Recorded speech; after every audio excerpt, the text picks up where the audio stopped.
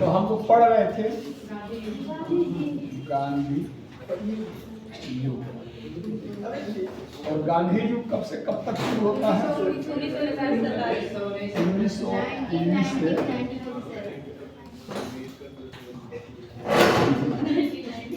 तो हम लोग गांधी युग शुरू कर चुके थे, और उसमें बताए थे गांधी जी का जन्म कैसे हुआ, शादी कब हुआ, या किस तरह गांधी जी जाकर ब्रिटेन से बैरिस्ट्री की परीक्षा पास की।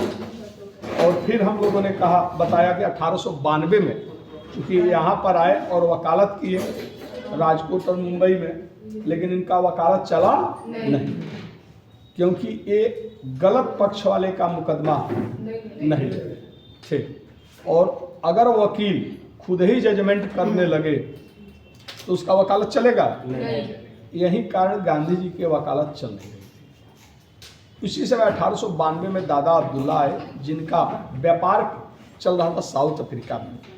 अब व्यापार के सिलसिले में इनके ऊपर कई सारे मुकदमे थे, तो उन्होंने अपना मुकदमा देखने के लिए गांधी जी से डिस्कशन किए, और गांधी जी क्या हो गए, तैयार।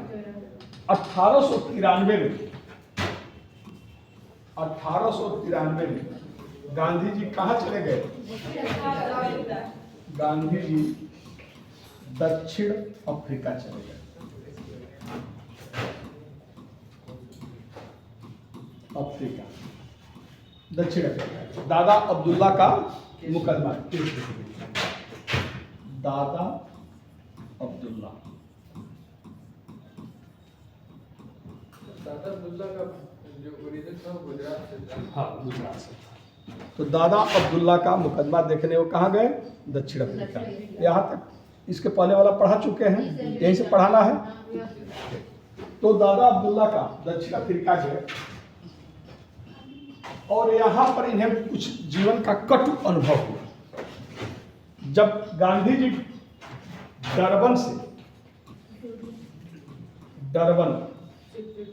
साउथ अफ्रीका की 3 राजधानी है, डरबन, प्रिटोरिया और जोहान्सबर्ग, ठीक ना, 3 राजधानी थी। तो जब गांधी जी डरबन से प्रिटोरिया जा रहे,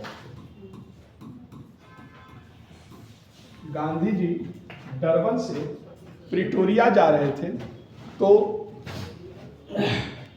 फर्स्ट क्लास के डब्बे में एक टिकट लिए थे, फर्स्ट क्लास का, और उसी डब्बे में ये बैठे थे। लेकिन वहाँ पर भी रंग भेद का व्यवहार किया जाता। फर्स्ट क्लास का डब्बा यूरोपियों के लिए सुरक्षित था, चाहे साउथ अफ्रीका जो अश्वेत है या भारतीयों को इन डब्बों में एक प्रकार से बैठने पर क्या था, रोक जैसा था। डायरेक्ट तो कानून में नहीं कहा गया था, लेकिन इनको वहाँ बैठते नहीं थे। अब गांधी जी जाकर फर्स्ट क्लास के डब्बे में बैठ गए। पहले तो टिकट देने में ही झंझट हुआ। टिकट खिड़की पर गए और टिकट लेना चाहे तो पहले वहीं पर टिकट देना ही नहीं चाहा, लेकिन वो वकील थे, तमाम कानूनों का हवाला दिए और टिकट मिला। एक ट्रेन में बैठ गए। रास्ते में मेरिट्सबर्ग रेलवे स्टेशन है। मेरिट्सबर्ग में एक गोरा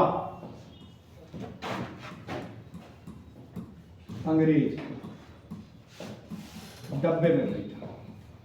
जब डब्बे में गया तो देख रहा गया अंदर गांधी जी बैठे और श्वेत बैठा है। उसने तुरंत गांधी से कहा कि यहाँ से हटो, लेकिन गांधी जी ने वहां से जाने से मना कर दिया।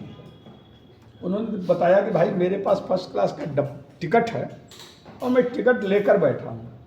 उसने कहा कि तुम हमारे साथ बैठोगे। कुल मिलाकर स्थानीय पुलिस की सहायता से गांधी जी को मेरिट्सबर्ग रेलवे स्टेशन उतार दिया गया। मेरित्सबर्ग रेलवे स्टेशन पर इन्हें ट्रेन से धक्का मारकर उतार दिया गया।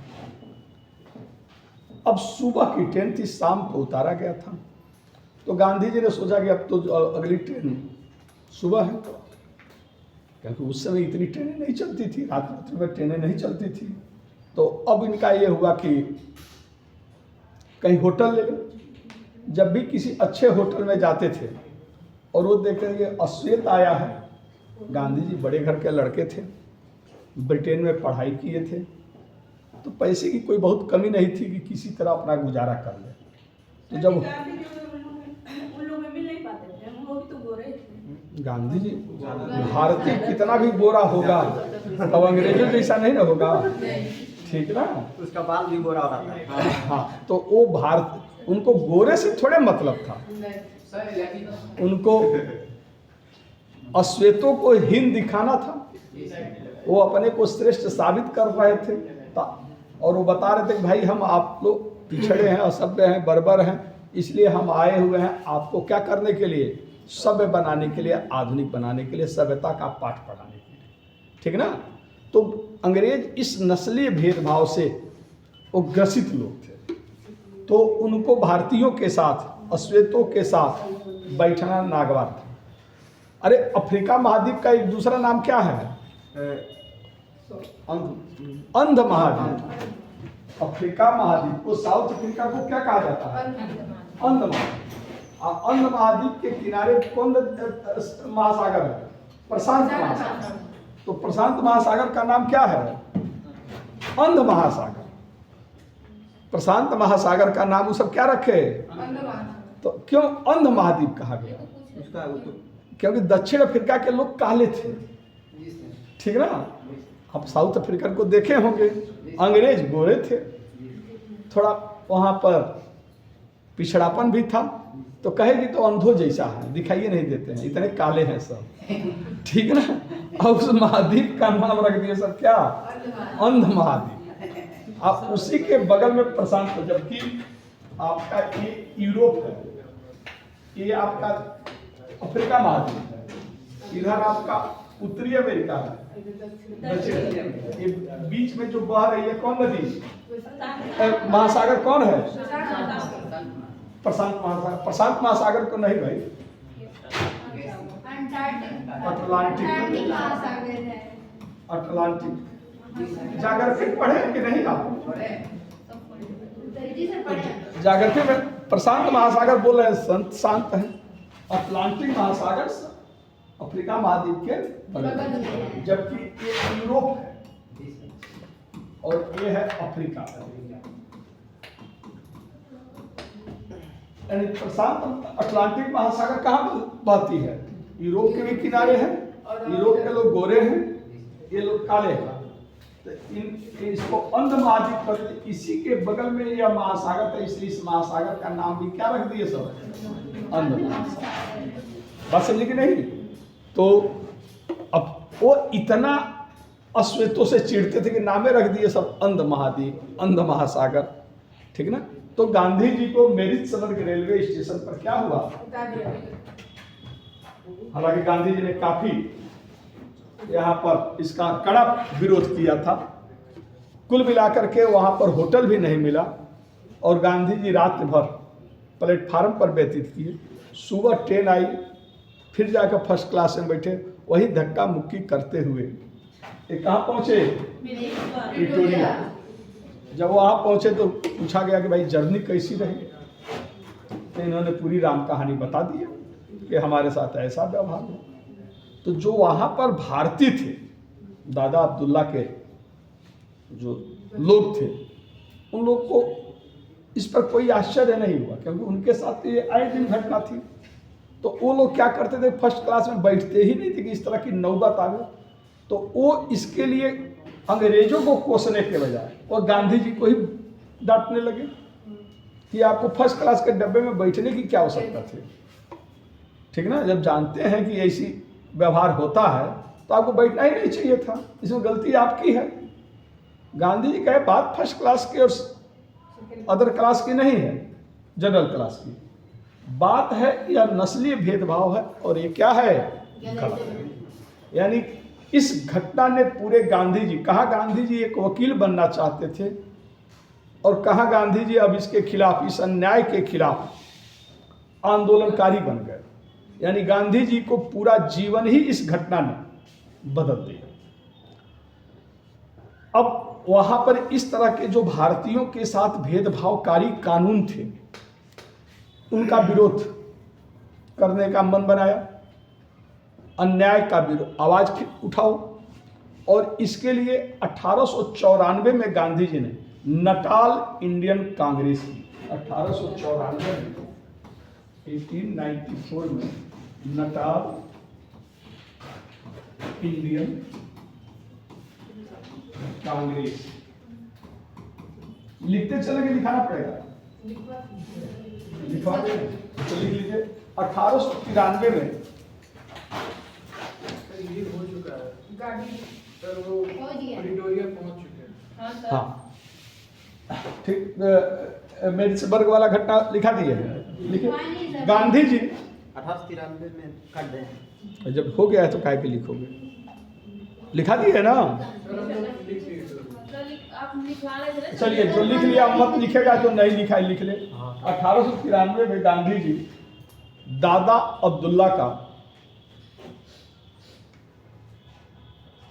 मुकदमा देखने हेतु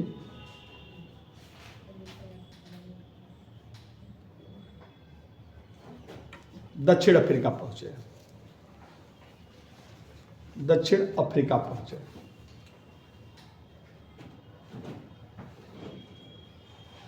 जब वे डरबन से प्रिटोरिया जा रहे थे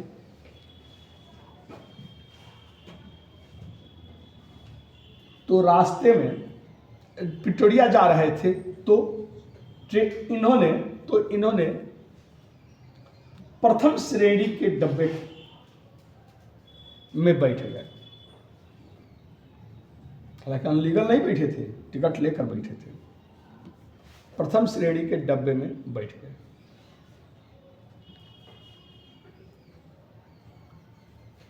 किंतु प्रथम श्रेणी का डब्बा गोरों के लिए, गोरे समझ रहे हैं ना, अंग्रेजों के लिए, गोरों के लिए आरक्षित माना जाता था, आरक्षित माना जाता था। रास्ते में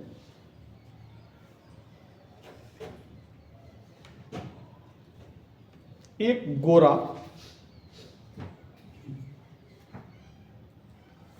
डब्बे में प्रवेश किया।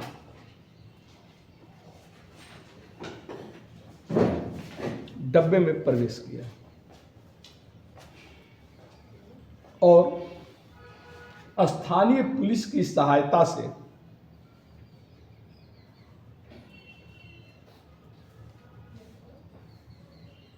मेरिट्सबर्ग रेलवे स्टेशन पर, मेरिट्सबर्ग रेलवे स्टेशन पर इन्हें जबरन उतार दिया गया, इन्हें जबरन उतार दिया गया।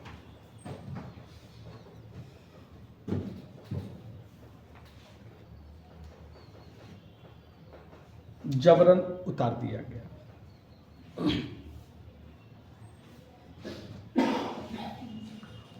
नीचे लिखे एरो देकर, अन्याय का विरोध करने के लिए, यानी इस तरह की जो भेदभावकारी चीजें थी, अन्याय का विरोध करने के लिए गांधी जी ने 1894 में, अन्याय का विरोध करने के लिए गांधी जी ने 1894 में नटाल इंडियन कांग्रेस की स्थापना की। नटाल इंडियन कांग्रेस की स्थापना किया। Indian Congress, Natal Indian Congress की स्थापना किया। अरे भारतीयों के लिए का ही तो ये संगठन था नटाल इंडियनों के लिए था। काले गोरे का भेद था। क्या चीज? काले गोरे का भेद था, इसलिए वहाँ पे शुरू किए थे ना। हाँ, तो भारतीयों को जो भेदभाव हो रहा था भारतीयों के साथ, उसका विरोध करने हेतु इस पार्टी की क्या किया? स्थापना की। तो नटाल इंडियन कांग्रेस की स्थापना की। गांधी जी भगवत गीता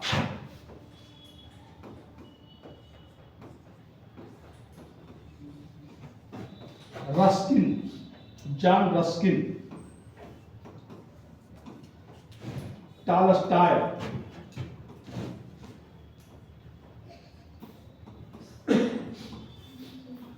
के ग्रंथों का अध्ययन किया। भगवत गीता का अध्ययन किया, रस्किन के ग्रंथ, टॉलस्टॉय के ग्रंथों का अध्ययन किया। यानी कभी ये क्वेश्चन बन सकता है गांधी जी किससे प्रभावित थे? तो गांधी जी के ऊपर इसका बड़ा छाप था। भगवत गीता तो हमेशा वो गीता हमेशा साथ रखते थे। इन्होंने भगवत गीता पर टीका भी लिखा, नोट लिख सकते हैं। गांधी जी ने भगवत गीता पर टीका भी लिखा। टीका मतलब क्या? व्याख्या, टॉलस्टॉय,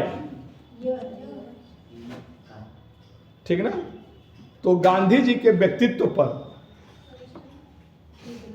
इन लोगों का बड़ा प्रभाव था।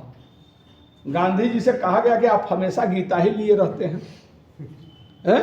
कहीं पढ़कर खत्म कर देते हैं। आप पढ़ते हैं ये नहीं, चुपचाप खाली गीता लिए रहते हैं। नहीं, जैसे राहुल जी हाँ, संविधान का संविधान जहाँ जाते हैं, नहीं तो गांधी जी भी हमेशा जहाँ जाते थे, ये वर्तमान गांधी हैं, ठीक ना, वो पुराने गांधी थे, ठीक ना। तो वो गीता लिए रहते। तो कहे कि क्या करूं, एक श्लोक ही जीवन में अप्लाई करने का प्रयास करा, अभी वह नहीं कर पा रहा हूं, तो आगे बढ़ूं कहाँ, ठीक ना। तो गीता का एक एक श्लोक को मैं जीवन में उतारना चाहता हूँ, उसी में खड़े नहीं उतर पा रहा हूँ, इसलिए आगे बढ़ ही नहीं पाता हूँ। जब पूरा गीता को मैं जीवन में आत्मसात कर लूँ तब मैं गीता छोड़ूं, ठीक ना। तो गांधी जी गीता से, रस्किन के विचारधारा से, टॉलस्टॉय के विचारधारा से काफी क्या थे? प्रभावित थे। लिखे इन्होंने अपने जर्मन मित्र कोलेनबाख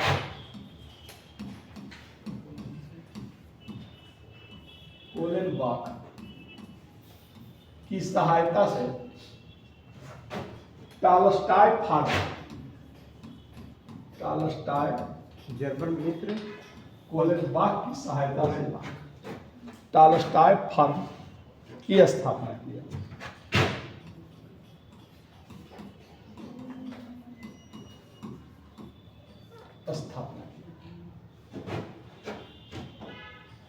टॉलस्टॉय एक ऑथर थे। लिखा रूस का था, और रस्किन जो था ब्रिटिश था।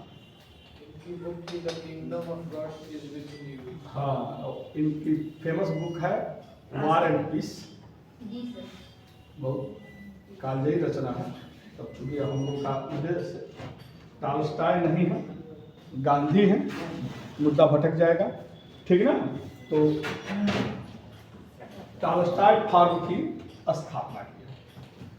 गांधी जी यहीं पर रहने लगे, टॉलस्टॉय फार्म में।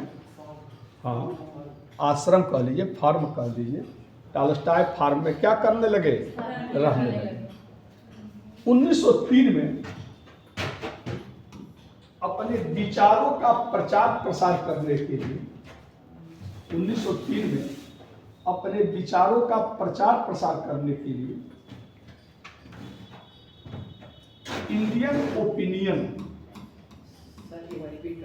अपने विचारों का प्रचार करने के लिए Indian opinion,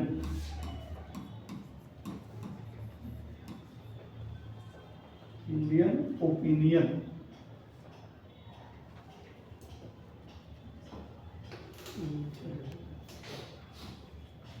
Indian opinion opinion नामक समाचार पत्र नामक समाचार पत्र लिखा। समाचार पत्र लिखा। तो ये पूछ देता है निकालना शुरू कर दिया। हाँ, कि गांधी जी ने साउथ अफ्रीका में कौन से समाचार पत्र प्रकाशित करते थे? Indian opinion. लेकिन यह गुजराती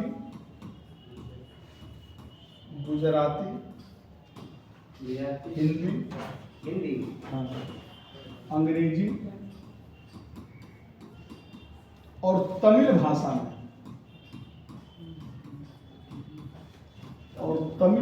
में प्रकाशित होता था।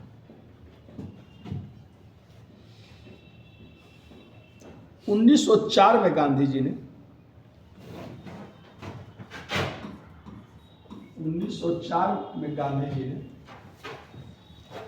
फिनिक्स आश्रम की स्थापना किया। डरबन में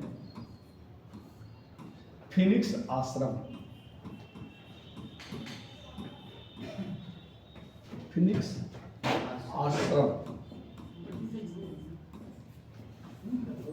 आश्रम की स्थापना की। इसमें विशेष रूप से क्या करते थे? फिनिक्स रहते थे, सिर्फ रहने के आसान हाँ, दिया था। हाँ, फिनिक्स आश्रम की स्थापना की। इसी समय साउथ अफ्रीका में एक कानून आया कि जो भी भारतीय रहते थे उनको अपना एक पंजीकरण कराना पड़ता था, रजिस्ट्रेशन, और उसके लिए उन्हें पैसा देना पड़ता था और हमेशा साथ रखना पड़ता था। अगर कोई नहीं रख पाता था तो उसे दंडित किया जाता था। इस पंजीकरण के खिलाफ गांधी जी ने क्या किया? आवाज उठाया, ठीक है ना, और इसका विरोध किया और इसके खिलाफ उन्होंने पहली बार अपने सत्याग्रह आंदोलन का क्या किया था? प्रयोग किया था। लिख लीजिए। इस समय एक कानून पारित हुआ।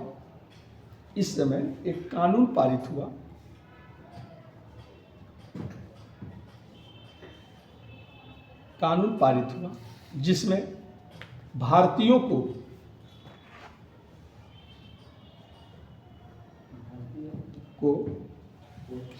के लिए पंजीकरण कराना अनिवार्य कर दिया गया। भारतीयों के लिए पंजीकरण कराना अनिवार्य कर दिया।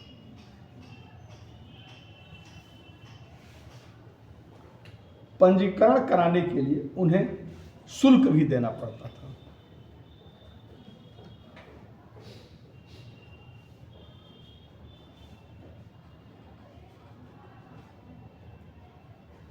शुल्क भी देना पड़ता था। गांधी जी ने इस कानून का विरोध किया।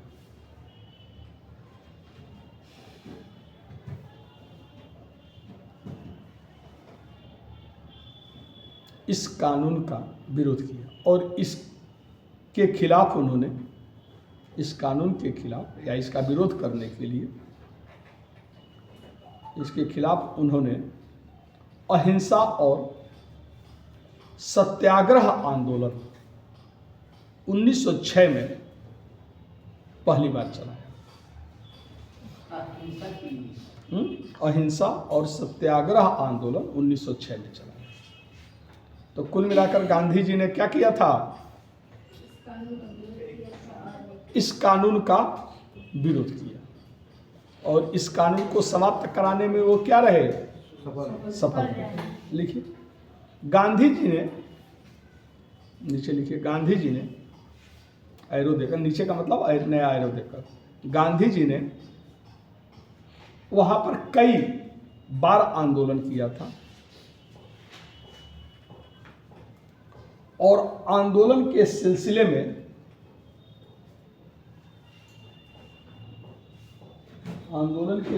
में उन्हें कई बार क्या होना पड़ा? जेल भी जाना पड़ा।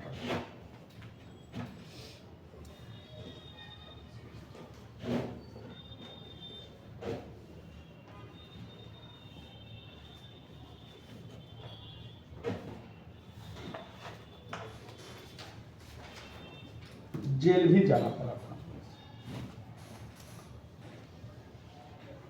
एक किताब उनका है, पूछा भी जा चुका है, ठीक है, कि किस भाषा में निकला था, इधर लिख लीजिए। गांधी जी जब लंदन से दक्षिण अफ्रीका आ रहे थे, तो उस समय यात्रा कैसे किया जाता था? पानी के जहाज से दक्षिण अफ्रीका आ रहे थे, तो रास्ते में लंदन से दक्षिण अफ्रीका। हाँ, काम के सिलसिले में वो ब्रिटेन गए थे, दक्षिण अफ्रीका आ रहे थे, तो रास्ते में पानी के जहाज में, यानी समुद्र में, पानी के जहाज में 1900 वर्ष लिखे है ना, 1909 में गुजराती भाषा में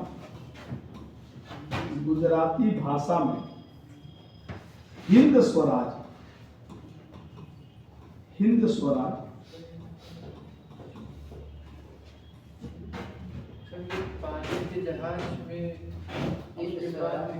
पानी के जहाज में 1909 ईस्वी में गुजराती भाषा में हिंद स्वराज की रचना की।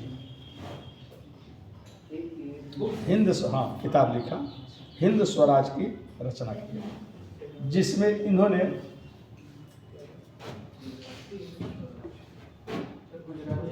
गुजराती भाषा में हिंद स्वराज नामक ग्रंथ की रचना किया,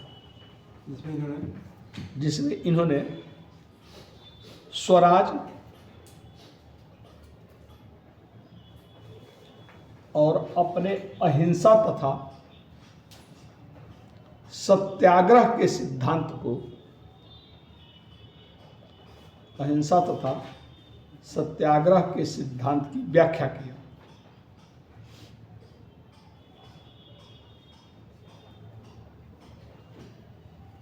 सत्याग्रह के सिद्धांत की व्याख्या किया। अहिंसा और सत्याग्रह के सिद्धांत की व्याख्या की। गांधी जी साध्य और साधन के सिद्धांत में भी विश्वास करते थे। साध्य और साधन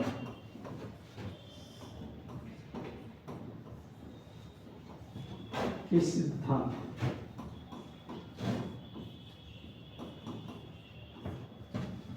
में भी विश्वास रखते थे। ये सिद्धांत क्या है? सर, अगर साधन पवित्र हो तो साध्य अगर पवित्र है तो साधन भी पवित्र होना चाहिए। जैसे सुभाष बाबू का मानना है कि साधन अगर पवित्र है, साध्य अगर पवित्र है तो साधन कुछ भी हो पवित्र माना जाए। साध्य पवित्र हो, भाई कोई भी साधन हम किसके लिए करते, प्रयोग करते, साध्य के लिए। अगर आपका लक्ष्य पवित्र है, साध्य मतलब लक्ष्य, टारगेट, अगर टारगेट आपका पवित्र है तो गांधी जी का मानना था कि साध्य भी पवित्र होना चाहिए, ठीक ना। लेकिन सुभाष बाबू का मानना था कि लक्ष्य पवित्र है तो जो भी साधन उसमें लगाया जाता है वो सब पवित्र माना जाता है। महत्वपूर्ण क्या होता है? टारगेट, लक्ष्य नहीं। अब इसके लिए अगर हिंसात्मक आंदोलन भी करना पड़े तो गलत नहीं है, लेकिन गांधी जी कहते थे नहीं, किसी तरह स्वतंत्रता हमें नहीं चाहिए, सही तरीके से हमें स्वतंत्रता लेना है। हाँ, मैकियावेली का भी यही थी, चाणक्य भी यही थी। हाँ, आधुनिक भारत का चाणक्य मैकियावेली किसको कहा जाता है? चाणक्य को। भारत का मैकियावेली चाणक्य को। मैकियावेली आधुनिक राजनीति शास्त्र का जन्मदाता माना जाता है। उसने कौन किताब लिखा था? वार एंड पीस तो इन्होंने लिखा था। द प्रिंस, वो है द प्रिंस। इसलिए द प्रिंस की तुलना किससे की जाती है? और शास्त्र पढ़ाया गया हो तो बताया गया होगा। एंशेंट हिस्ट्री ये सब पढ़ाया गया है ना जी, मौर्य पढ़ाया गया है हाँ, ना, बताया गया जरूर बताया गया होगा, ठीक ना। कोई भी टीचर पढ़ाएगा तो बताएगा। बताया गया। कुछ फैक्ट्स तो ऐसे कि कोई भी रहेगा तो वो थोड़े फैक्ट्स बदल देगा, ठीक ना। तो मैकियावेली, चाणक्य, मैकियावेली कहाँ का रहने वाला था? इटली इटली का मैकियावेली जर्मनी में स्कूल चलाता था, ठीक ना, स्कूल चलाता था, रहने वाला था इटली का, जर्मनी में, और एक स्कूल चढ़ाता था और राजनीति शास्त्र का प्रकांड विद्वान था। उसके स्टूडेंट कौन होते थे? राजाओं के लड़के, मंत्रियों के लड़के, जो जिनको राजनीति में रुचि थी, वही लोग इससे पढ़ने आते थे। बड़ा अच्छा टीचर था, बड़ा इसके स्टूडेंट सम्मान भी करते थे। और जब वो पढ़ करके जाते थे तो किसी देश का राजा बनते थे, मंत्री बनते थे। और ये क्या था? टीचर। एक मामूली शिक्षक जंगल में झोपड़ी में डाल करके बच्चों को पढ़ाता था। लेकिन बड़ा यह आश्चर्यचकित था, हमारे स्टूडेंट हमको इतना मानते हैं, राजा बनने के बाद भी समय समय पर आते हैं, उपहार भी देते हैं। लेकिन मैं एक मामूली शिक्षक हूँ, अपने इतने बड़े बड़े पद पर, ये कोई नहीं कि चलो भाई राजा बन गए हो तो मंत्री तो कम से कम हमको बना सकता था, ठीक ना। लेकिन कोई हमसे ये नहीं कहता है कि भाई आप भी कोई पद ले लीजिए। मैं मामूली शिक्षक हूँ। एक शिक्षक की हैसियत क्या होती है, हैं? मंत्री के सामने शिक्षक की कोई हैसियत है? उसका टीचर है बहुत, अगर उसका टीचर है तो। अमित शाह अभी गोरखपुर में, देवरिया में आ जाए, यहाँ जितने जिसको तुम सबसे अच्छा शिक्षक मानते हो, अमित शाह आ जाए तो शिक्षक अगर चाहे कि अमित शाह से मिले तो मिल पाएंगे? अगर अमित शाह आ गए, अगर पता चला उनकी सुरक्षा व्यवस्था में शिक्षक घुसने का प्रयास भी करेगा तो पता चला कि पुलिस वाले लतिया कर भगा देंगे सर। नहीं, हम कार्य क्षेत्र की बात नहीं कर रहे, पूछ रहे हैं, हम प्रभाव की बात कर रहे हैं, ठीक ना। हम ये नहीं, हम आदर्शवाद की बात नहीं कर रहे हैं। तो मैकियावेली को ये बात का बड़ा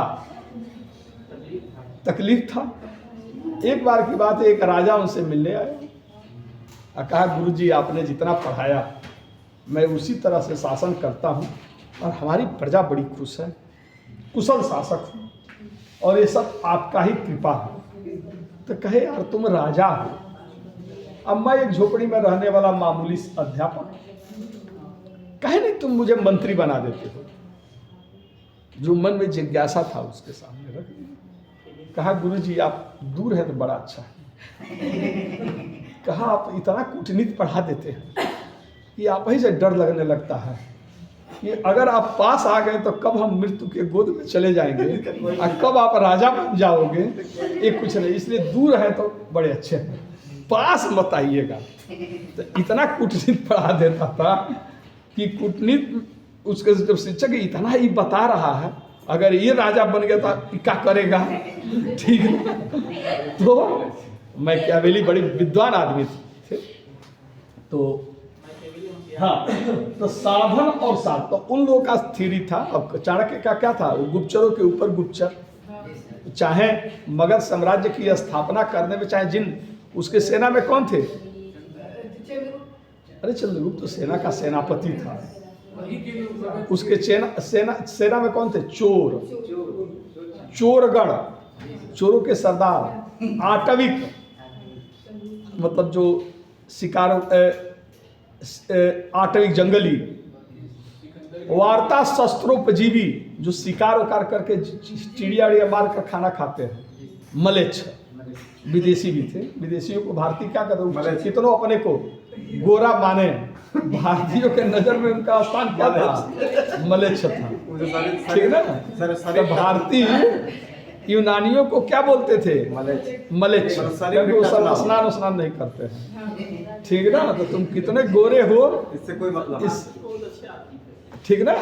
तो भारतीय तो वो तो कम से कम थोड़ा दूर रहते थे, भारतीय तो घेरा कर दे मलेच्छ बोलते थे। तो मलेच्छ ये सब सेना मिला करके, यानी जितने आपराधिक किस्म के प्रवृत्ति के लोग थे उन्हीं को मिलाकर चाणक्य ने सेना तैयार किया और अंततः उसी सेना के बदौलत मगध साम्राज्य की क्या किया, स्थापना किया। उसके लिए शासक बनने के लिए धोखा, छल, छद्म ये सब कोई मायने नहीं रखता। यानी साध्य पवित्र है तो साधन कुछ भी है, ठीक ना। तो गांधी जी का मानना था कि साध्य और साधन के सिद्धांत में विश्वास करते थे, यानी साध्य भी पवित्र हो और साधन भी पवित्र हो। तो कुल मिलाकर गांधी जी को 24 वर्ष के उम्र में गांधी जी साउथ अफ्रीका गए थे और 1915 में जब भारत पहुंचे तो 45 वर्ष की उम्र थी और एक अनुभवी वकील थे। तो गांधी जी के राजनीतिक गुरु कौन थे? गोपाल, लिखाया भी हो जी, गोपाल कृष्ण गोखले थे। और गोखले साहब ने ही इनको भारत आने का आग्रह किया था और गोखले के कहने पर गांधी जी 9 जनवरी 1915 को भारत पहुंचे। इसीलिए उनके भारत आगमन के स्मृति में ही 9 जनवरी को भारतीय प्रवासी दिवस मनाया जाता है, ठीक ना। तो लिख लीजिए, गोपाल कृष्ण गोखले के नीचे लिखे है देखकर अफ्रीका में इनको कुछ ऑनर भी मिला था। क्या चीज? ऑनर का जो रिस्पेक्ट और ऐसा कुछ बहुत महत्वपूर्ण नहीं था वहाँ, ठीक ना। जो कुछ भी, हाँ, गांधी जी और सरकार के खिलाफ काम किए, सत्याग्रह चलाए, ठीक ना। गांधी जी को वहां पर क्या हुआ कि जो आंदोलन किया उससे यह साबित हो गया गांधी जी के अंदर एक महान नेता का गुण है, नेतृत्व करने की क्षमता है। गांधी जी का वहां पर कोई आंदोलन सफल होता था तो भारत के अखबारों में छपता था, ठीक ना। तो भारत के अखबारों में जो छपता था तो भारत में धीरे धीरे गांधी जी पर्याप्त। अब कोई इंडियन जाकर के किसी दूसरे देश में भी काम करता है तो हमारे देश के लोग उस पर गर्व की अनुभूति करते हैं। तो इस तरह सुधांशु शुक्ला विदेश में थोड़ा कुछ काम करते हैं। कौन? प्रधानमंत्री बने हैं ऋषि सोनक नहीं, अब नहीं है, थे। वाइस प्रेसिडेंट थी। हाँ, कमला हैरिस, ठीक ना। नाम है कमला हैरिस, तो जीतीस कैसे है? तो कमला हैरिस जो थी वो भी भारतीय मूल की थी। तो सुनीता विलियम्स हैं, कल्पना चावला है, भारत के लोग बड़ा आदर सम्मान के साथ। तो साउथ अफ्रीका में जो काम कर रहे थे उसके कारण भारत में उनकी पर्याप्त लोकप्रियता बढ़ चुकी। जब गांधी जी भारत पहुंचे थे तो गोखले साहब ने समझाया था कि आप तुरंत राजनीति में मत उतरिए, पहले आप पूरे भारत का भ्रमण करिए, भारत को जानिए, तब जब आंदोलन में उतरेंगे तो आप कुछ करवा देंगे, पहले भारत को समझिए, ठीक ना। तो उसी समय हरिद्वार में 1915 में हरिद्वार में कुंभ का मेला था और गांधी जी घूमते हुए कुंभ मेला में पहुंचे थे। लेकिन जैसे ही वहां पता चला कि गांधी जी वहां पहुंचे, जनता इनको देखने के लिए उमड़ पड़ी। कहा जाता है पैर रखने के लिए तिल भर का जगह नहीं बचा था। यानी गांधी जी भारत में इतने पॉपुलर हो, तो ये गांधी जी को एक स्थापित नेता किसने बनाया? साउथ अफ्रीका के संघर्षों ने। बस नहीं, उन्हीं संघर्षों को देख करके, बल्कि उनके बारे में गोखले साहब, वो भले साउथ अफ्रीका में थे लेकिन गोखले साहब जगह जगह भाषणों में गांधी जी का उल्लेख किया करते थे। तो उनको लोकप्रिय बनाने में गोखले साहब का भी काफी योगदान रहा, ठीक ना।